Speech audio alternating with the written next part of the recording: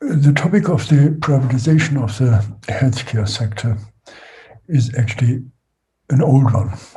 Nevertheless, we are currently confronted with a new dimension of it due to the problems of allocation of resources. The new aspect is given by the necessity, by the obvious necessity of what is called triage. The triage is, at the end of the day, nothing else than exactly this problem of the allocation of resources, and it is defined as a decision between treatment for those who are likely to live, those who are likely to die, and those who need care. So we have this triangle. Triage is not concerned with the triangle, but with the necessity of choice, of choosing. And we have to allocate the resources according to the likelihood of surviving. It is a decision that is becoming obvious, especially when we are under the pressure, under the foreseeable pressure of having to decide. Usually it's not a decision really, it's a reaction in a situation where we face the need to decide. We only have two arms, even if four are needed. So we are deciding, we are falling into the decision. If we do this in advance, if we have to think about what is going on and how will we decide, it is this question of allocation as a translation of the valuation. Which life do we consider as worth living, as able of living? And it is, of course, not only a question in terms of the general valuation, but as well general valuation of life, but as well of what do we consider as worthwhile, as dignified life, and so on and so forth. In medical terms, it is simply defined as something of the number of avoidable cases of death defined or divided by the scarcity of resources.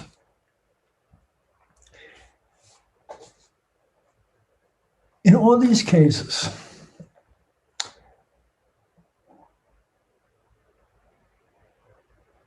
it is, however, obvious that one of the decisions of resources has to be left out, or is left out, when it comes to this decision. All approaches start from some kind of black box. The black box being defined as we have only this amount of resources, and we have to deal with this. There is another decision beforehand. How do we arrive at this amount of at these resources that are enabling us to act, or that are disabling us to act in an according way.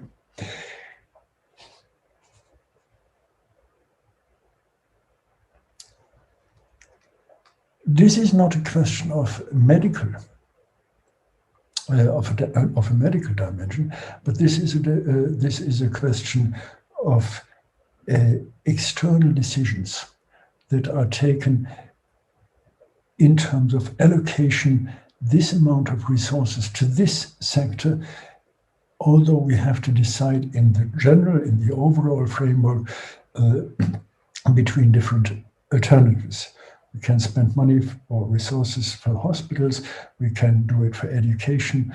We can support, promote cultural events, infrastructure in terms of roads, and of course, as well, to promote the living conditions, for instance, accommodation.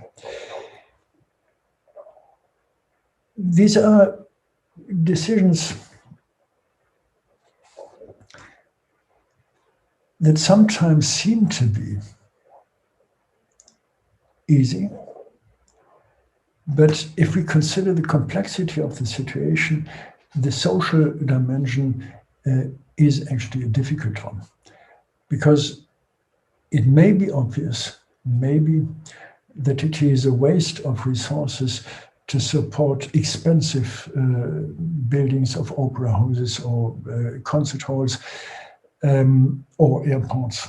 And then we are already in a marginal area where we can say, okay, having airports is a matter of that allows as well socially disadvantaged people to use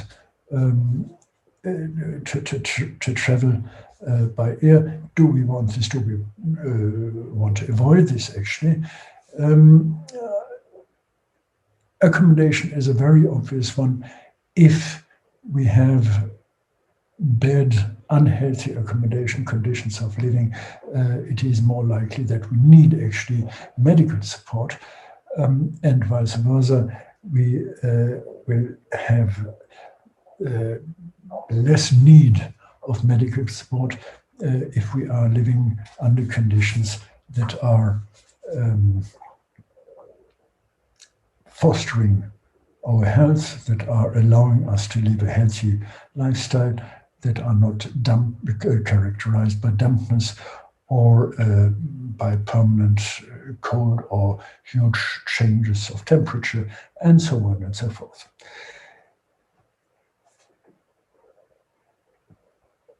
I propose to transform this concept of the Gini coefficient, which is usually used to measure inequality,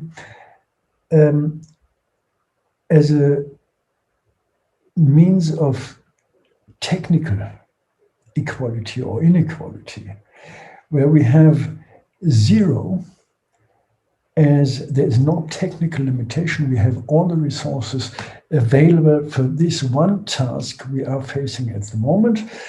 And this is the highest degree, if you want, of equality in technical terms, because we do not have to decide.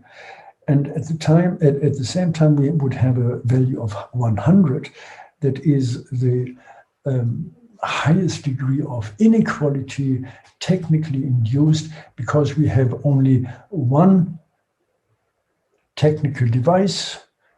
We have a very, very limited amount of resources, and we have to decide who of the many who need the support will get it. Of course, it is, like the Gini coefficient in general, not an ideal measure, but it is something where we can at least think about resources and the distribution of resources in a certain way using a technical dimension. This means as well that we, in a way, reconceptualize this Gini coefficient. That this means zero is the medical support allowing full recovery, and where we can be certain that the success is going to be the result of treatment, and where we have 100 medical applications cannot avoid death at all. We can be sure whatever we do with the best equipment, we cannot avoid death. That would be the 100. Whichever definition we take,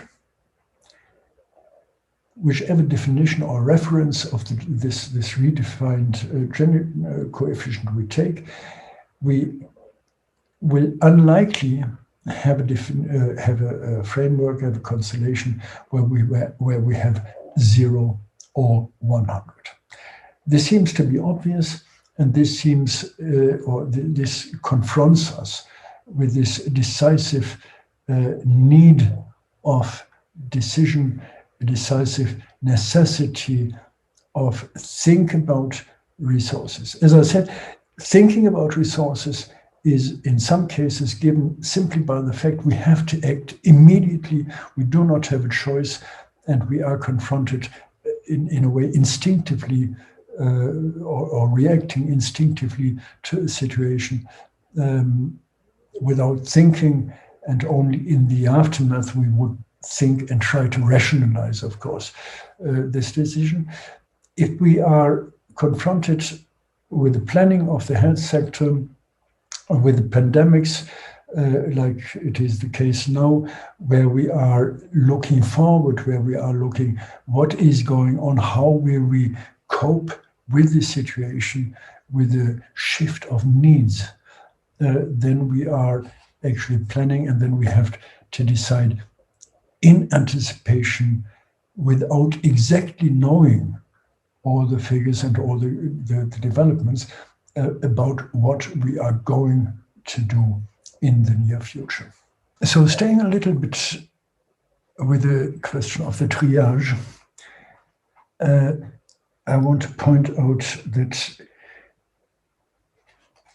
the context as it is given by the pandemics. For this, I am going to quote from a document that actually provides an outline of the triage, saying this document explicitly and only for use in times of inadequate resource, during which we need to change approach and need a strong ethical framework in order to make fair decisions. When resources are sufficient, decisions are based solely on what is best for each individual patient. When resources are insufficient, decisions need to include a broader view on what is ethically fair for the wider community, i.e. society. This means factors such as fairness to others are included in the decision-making. It's a document on the medical ethics by Cook and others. A new document actually from 2020 developed or provided in this context of the pandemics. So what does it actually mean when it comes to the decision? They refer to a document by the British Medical Association. It is a British document. Again, now in a lengthy quote, all decisions are concerning resource allocation must be reasonable in the circumstances, based on the best available clinical data and opinion, based on coherent ethical principles and reasoning, agreed on in advance where practicable, while recognizing that decisions may need to be rapidly revised in changing circumstances, consistent between different professionals as far as possible, communicated openly and transparently, subject to modification and review as the situation develops. Obviously, again, this presumes that the resources are given and that we have to deal with the situation of given resources.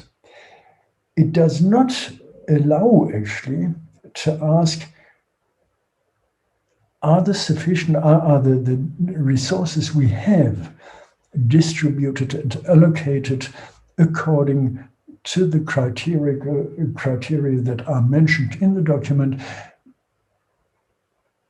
Are there openly communicated? Is there transparency given? Are there ethical guidelines applied? And so on and so forth.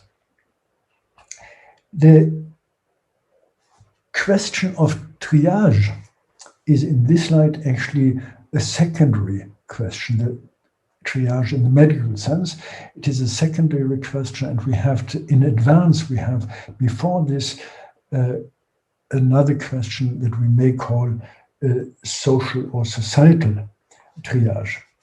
What kind of society actually do we want? What kind of society are we not envisaging, but are we planning? Are we managing? As I said earlier, 100% or 0% situation is not possible, is not likely to happen. And we have a conflict between maximizing and optimizing resources. There's always a conflict between different social and societal areas, even within within the medical or health sector. We have a conflict between different interests of long-term care or emergency treatment, of pediatrics and surgery, and we have, of course, a conflict between different interest groups. The medical, technical, medical industrial complex standing against other sectors of the health or other areas of the health sector, culture, education, accommodation, public infrastructure for transport. Different interest groups are in conflict, and subsequently we have to deal with questions like, does the reallocation or the allocation concern other human rights? In talking about allocation as a matter of human rights, can we hierarchize human rights if there is a conflict between deciding individual lives, sustainability of the health sector, sustainability of society, of social infrastructure, and can this, if needed, hierarchization between human rights justified in terms of a developmental approach, as we find it in the discussion on rights by John Marshall, or the development of human rights by Karel Wajcik.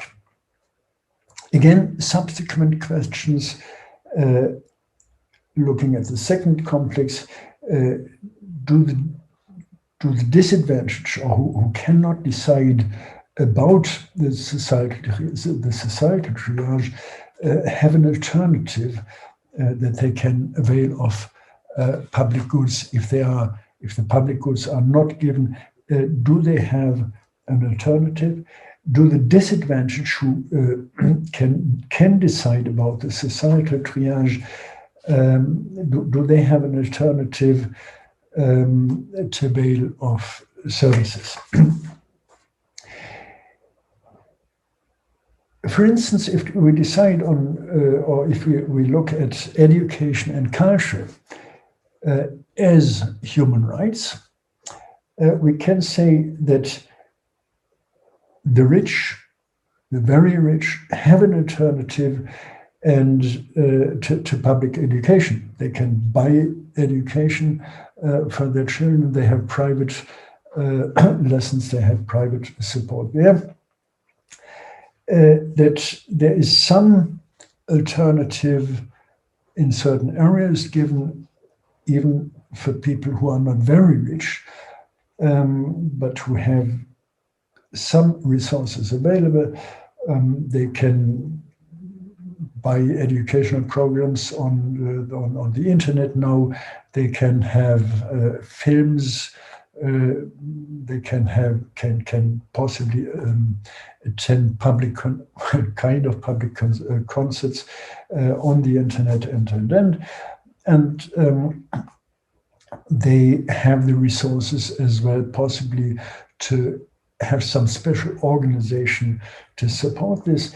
And then we find those who cannot, or those areas where something like compensation is not possible. If certain areas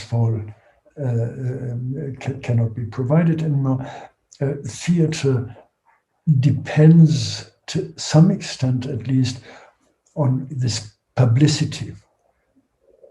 The Bavarian king, I don't know which one, Maximilian so-and-so, organized apparently opera performances in the middle of the night just for himself.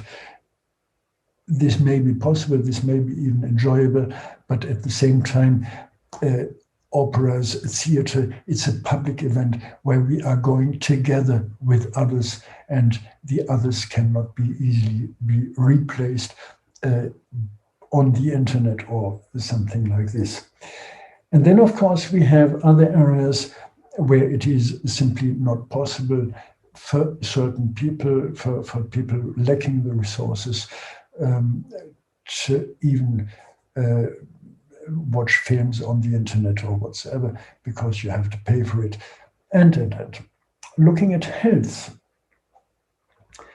we find a similar situation where certain things can be bought simply if you have sufficient resources, and others it is impossible to do so. You cannot buy it because it is part of a collective good, of a public good, where we need not only the infrastructure of the medical service, but we need much more of a public infrastructure where things are interacting, beginning from the transport, beginning from the possibility to transport people from A to B, which may be possible via private helicopter, but usually it depends on other things, where we cannot get the clinic, where we cannot get the medical equipment to the patient, but we have to get the patient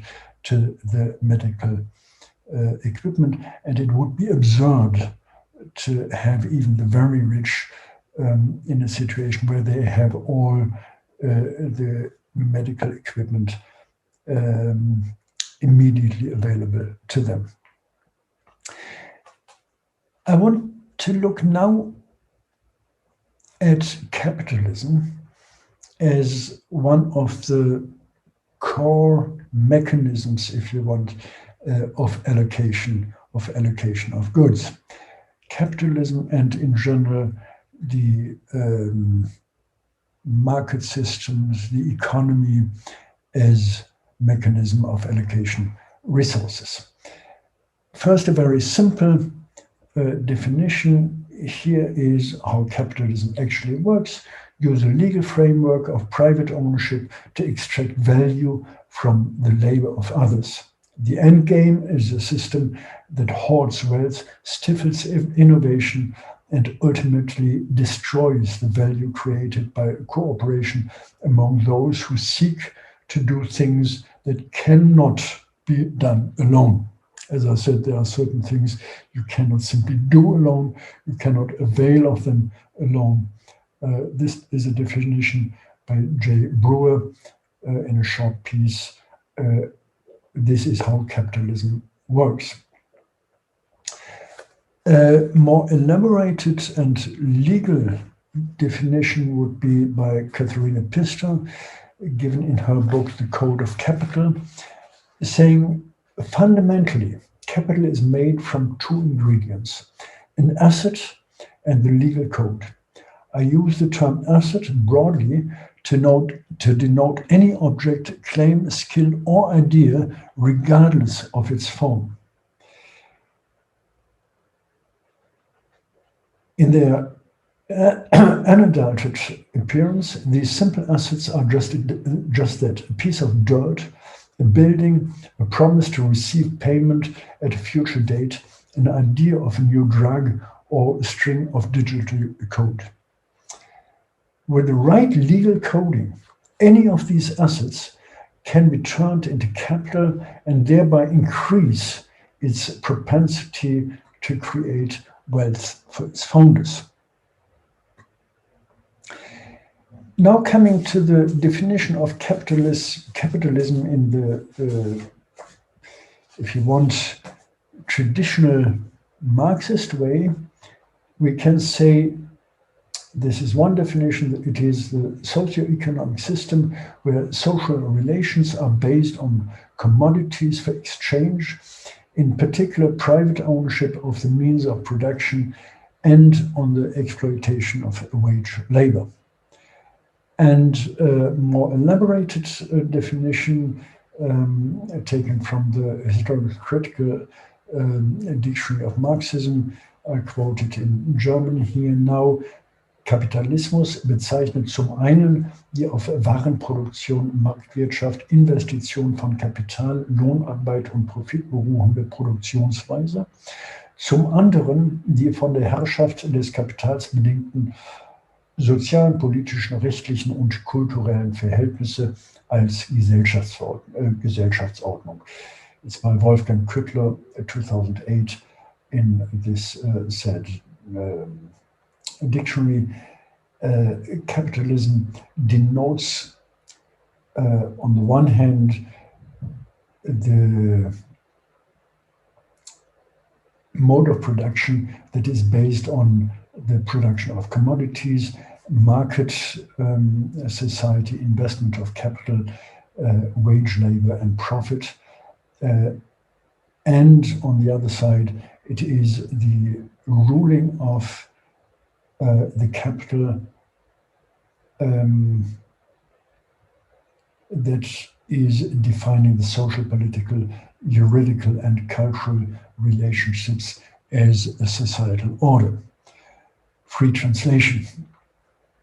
And then we move on to another definition, the famous definition by Karel Polanyi, where he says 19th century civilization alone was economic in a different and distinctive sense, for it chose to base itself on a motive only rarely acknowledged as valid in the history of human societies, and that certainly never before raised to the level of a justification of action and behavior in everyday life, namely gain. The self-regulating market system was uniquely derived from this principle. So far, this is really about capitalism in one or another dimension. And we have another definition, I wanted to add another definition that is concerned indirectly with capitalism, but first and foremost with the idea of the market. The market is tremendously successful social innovation. It's a mechanism to help us divvy up scarce resources efficiently. That's a simple statement with enormous impact. Markets have enabled us to feed, clothe, and house most of 8 billion humans and to greatly improve their life expectancy as well as life quality.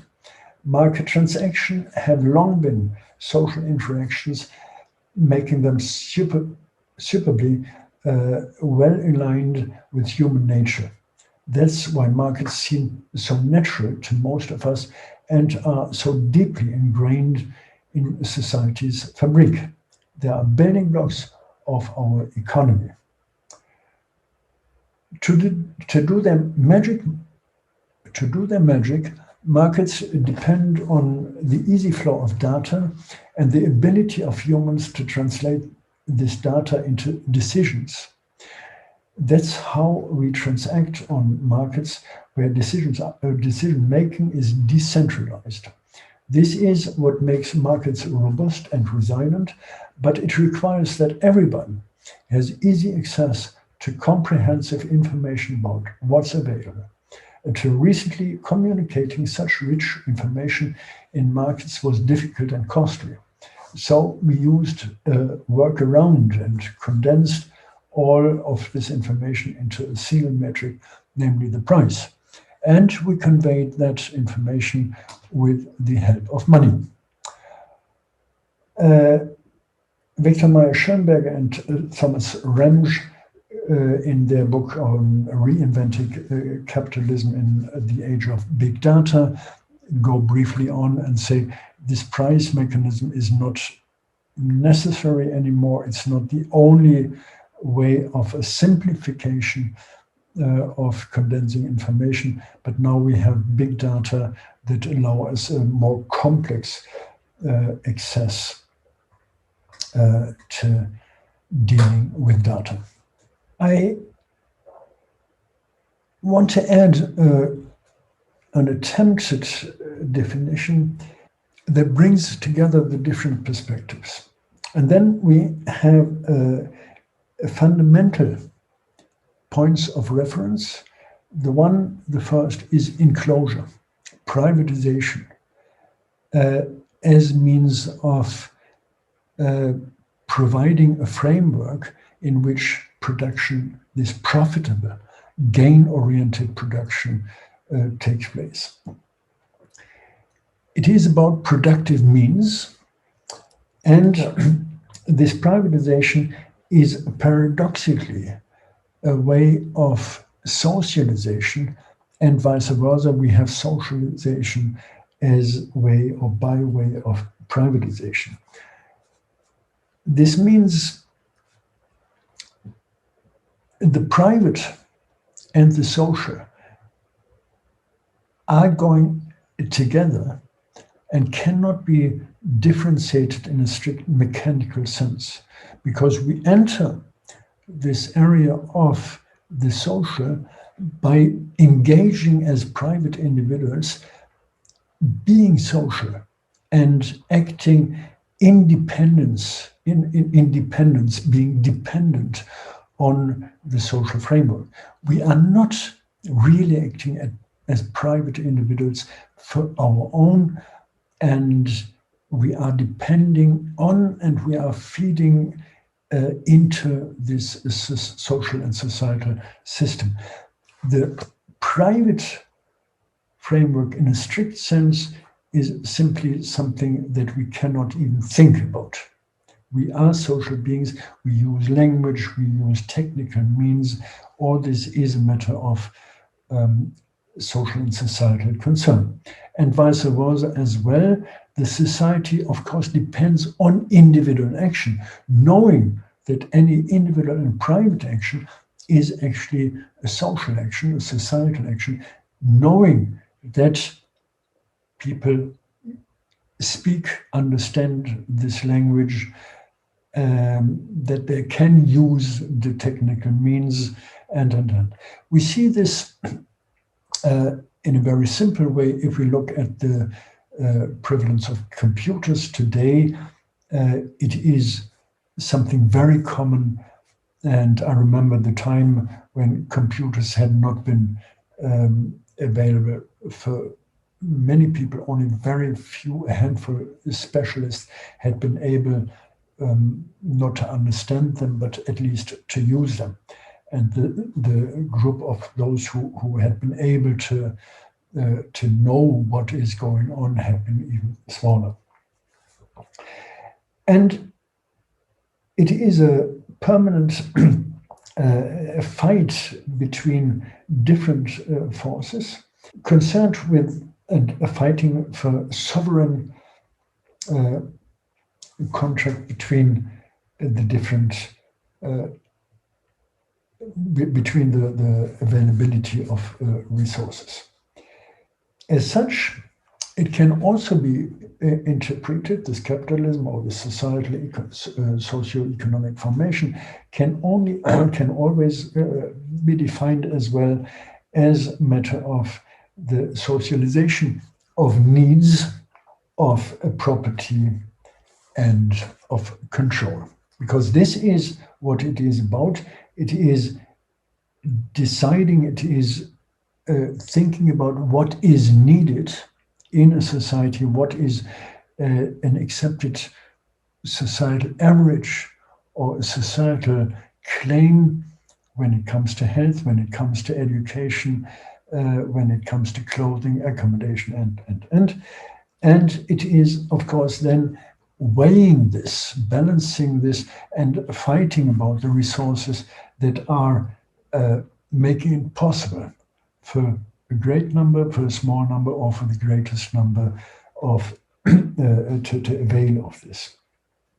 And then it is in this light of what can actually be needed, what is possible that we need as something that is available not only for individuals but for a large number, and then who is finally in control of this, where are we locating this sovereignty?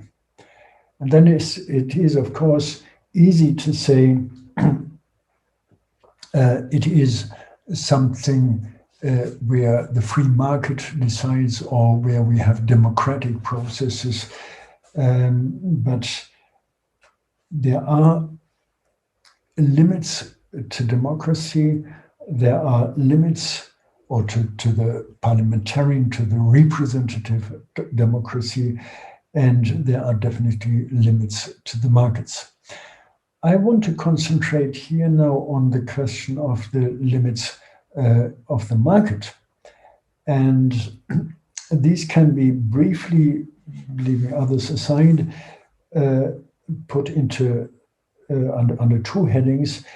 And the one is concerned with the distribution, where we have to link the market to the production, to the process of production, and where this does not sufficiently work sufficiently fast or work in any terms of fairness. The market as such, this is something everybody says in defense of the market or criticizing the market is not about fairness.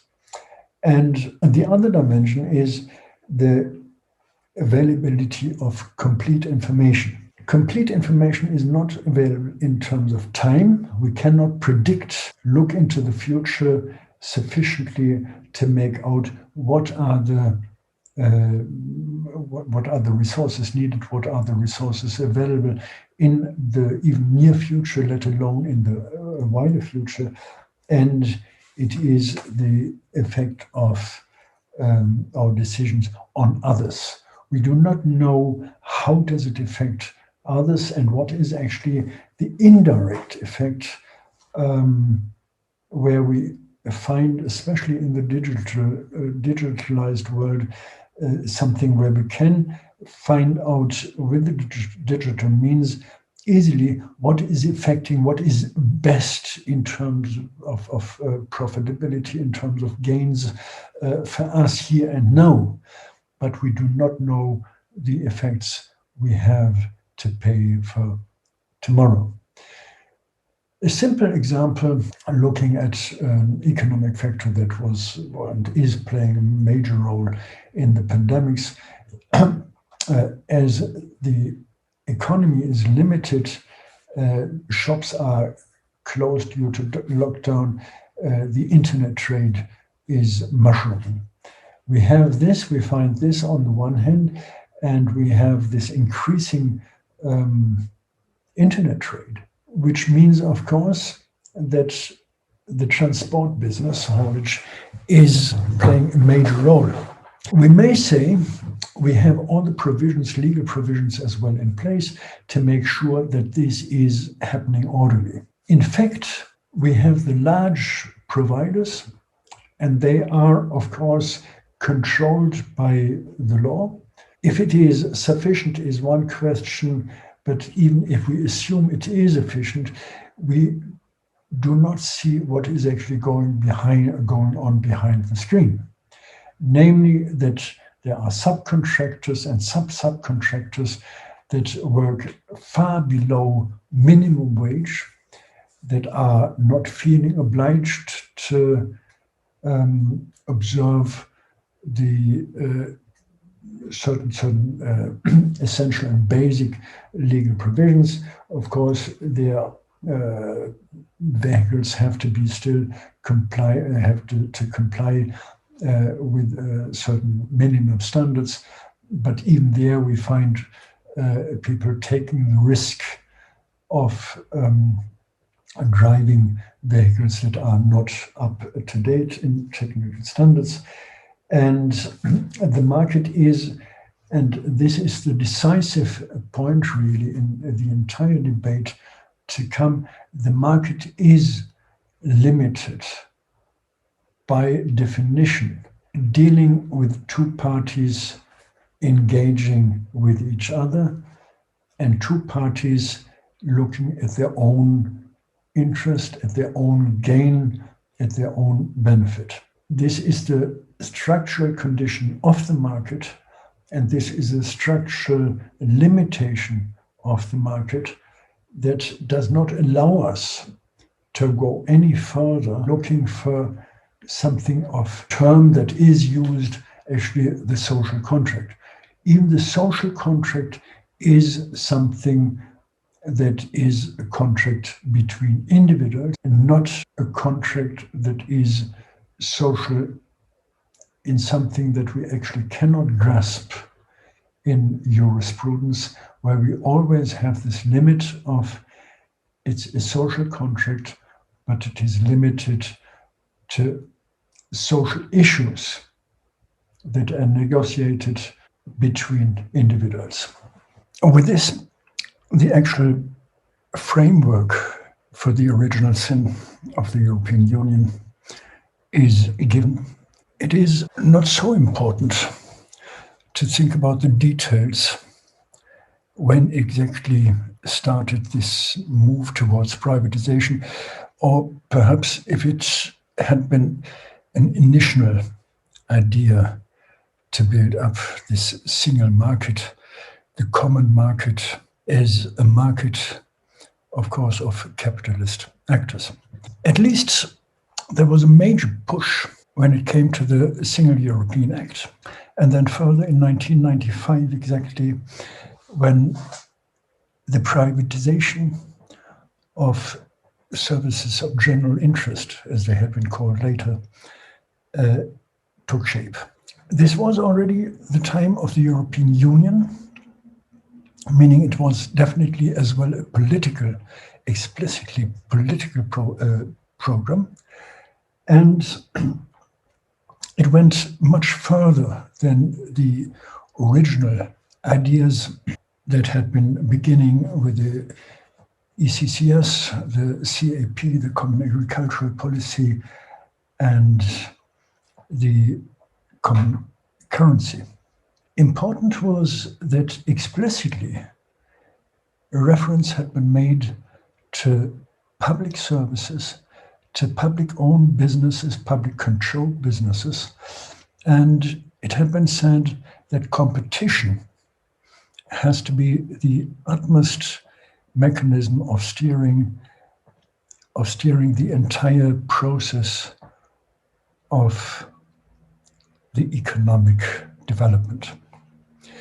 First, there had been in the original treaties the mention of a common finance policy that never been anything like industrial policy as something concerned with in the competencies of the European institutions.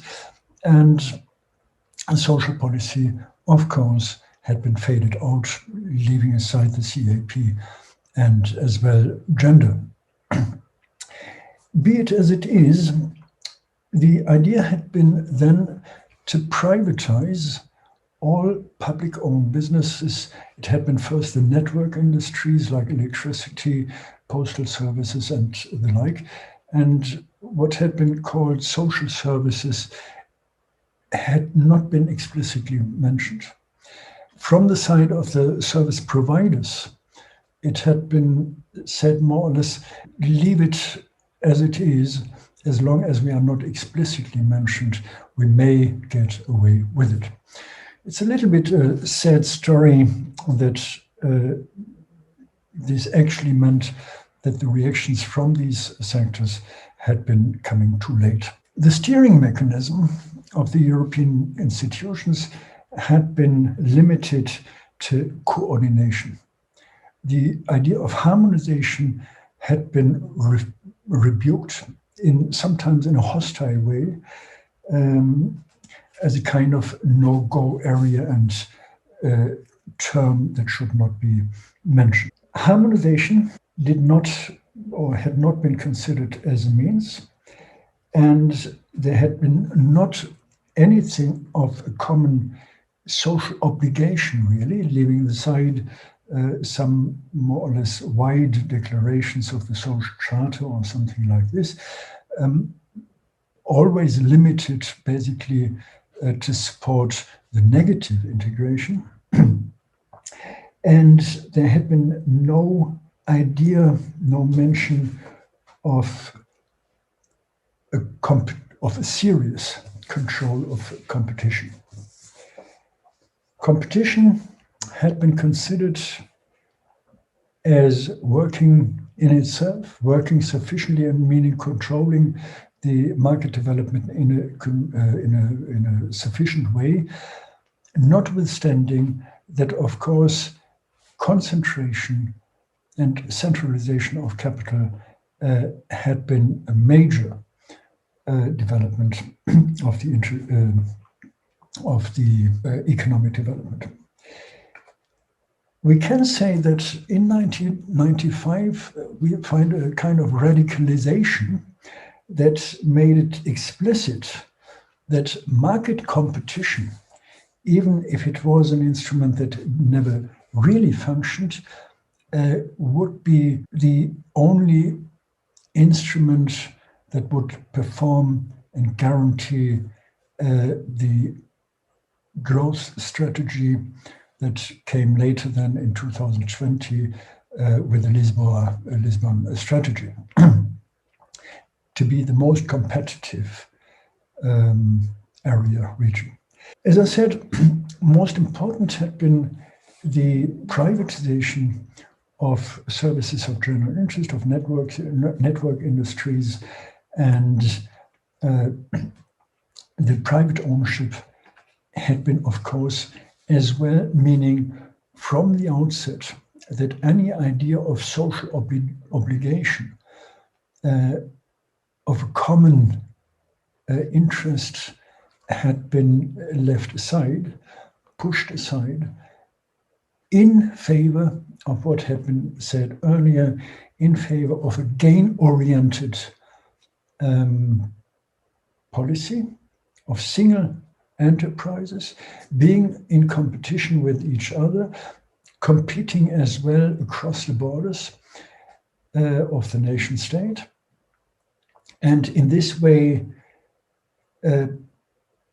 moving towards what could be seen as a healthy society, healthy economy, if we take as reference the 5 stages of Rostov as move towards modern developed industries.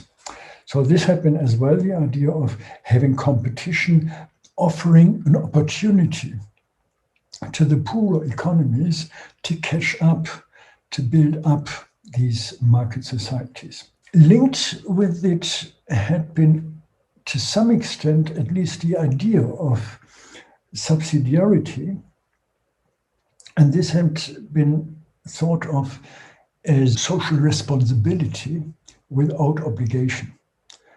Now, this is, of course, my conclusion and my summary. There had been, of course, the idea of everybody will be forced by the market forces, by competition, to engage as well in a social responsible way. But the it had been always considered to be a cost factor, and as such it should be kept as low as possible.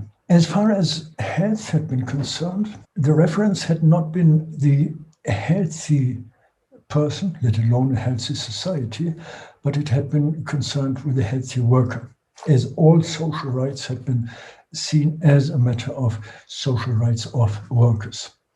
Free movement, free competition, and at the same time, a very limited realm of social security and social rights. This meant that we find in the perspective of human rights, actually the idea of human rights not being defined as rights, but as a kind of byproduct of the economic development. One could argue, and I would do so, this is the idea of the human rights of the Universal Declaration of Human Rights, as well that it had been aimed on a model of a capitalist economy, and as such, human rights would be a derivative of this.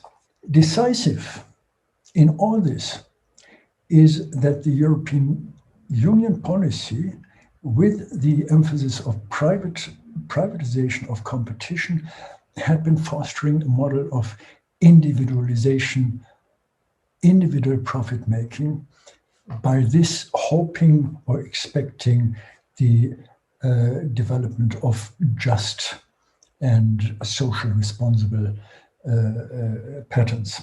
I think it is important really to emphasize then simply the change of ownership. It had been the change of an ideology that always had been kind of sidelined, could only exist at the margin of this society, but at least there it played a role, as we can refer to Polanyi again, as compensating or complementing the economic gain orientation. I mentioned earlier, and I think this is very important when we talk about the privatization of a major of the original sin of this European project.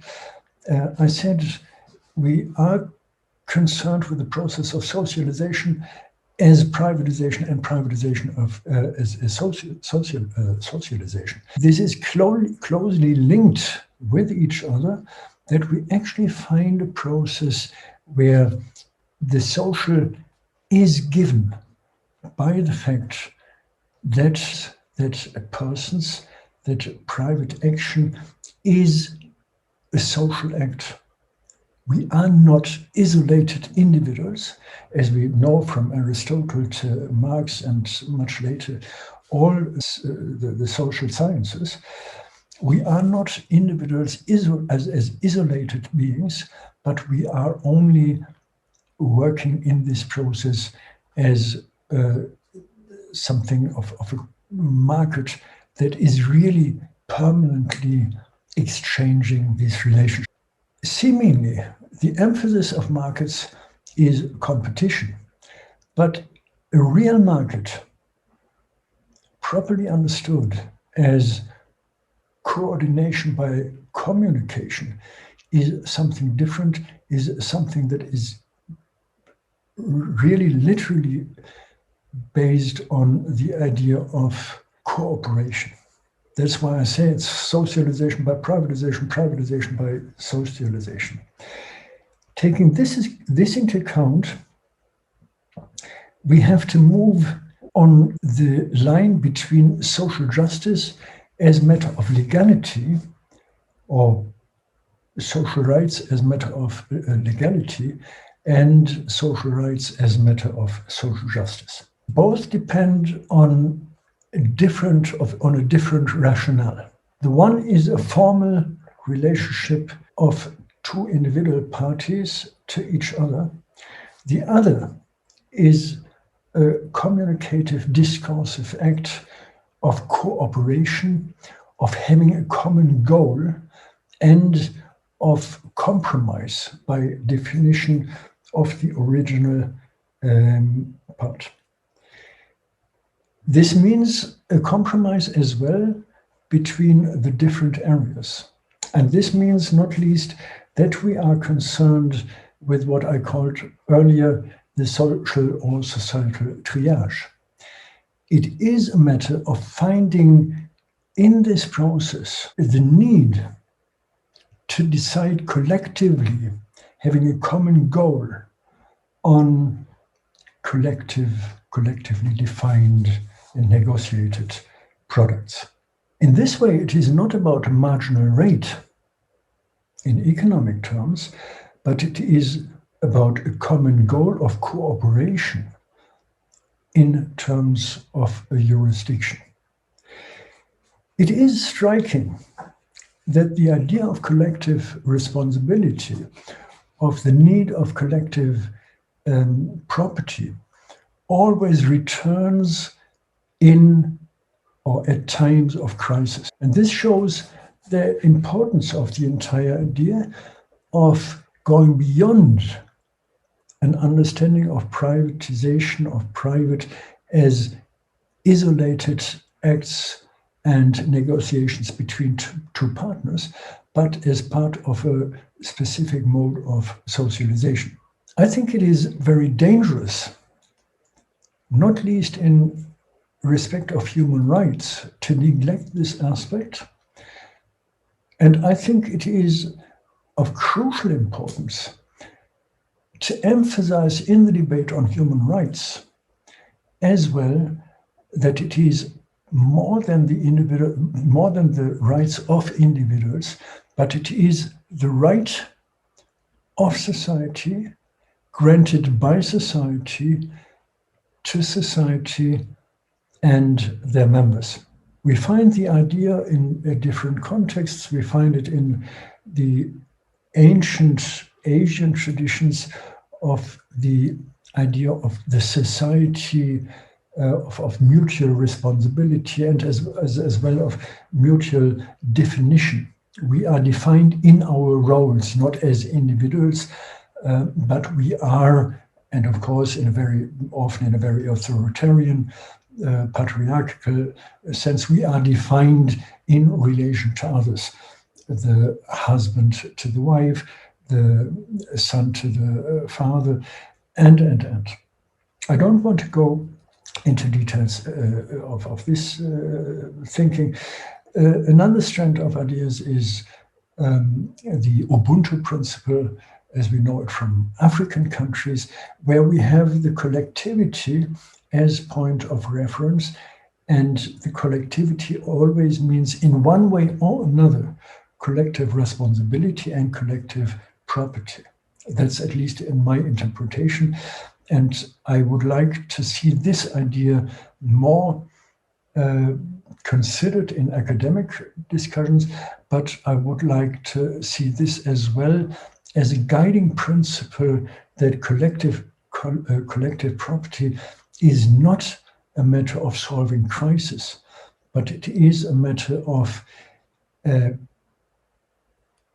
providing a framework that allows us to act beyond individual interests, beyond gain, and as well developing a time perspective. Human rights are always a matter of the rights of the future as well, of future generations. This, I think, has to be brought back on the agenda and has to be brought onto the European agenda as it had not been there since at least the process of institutionalization.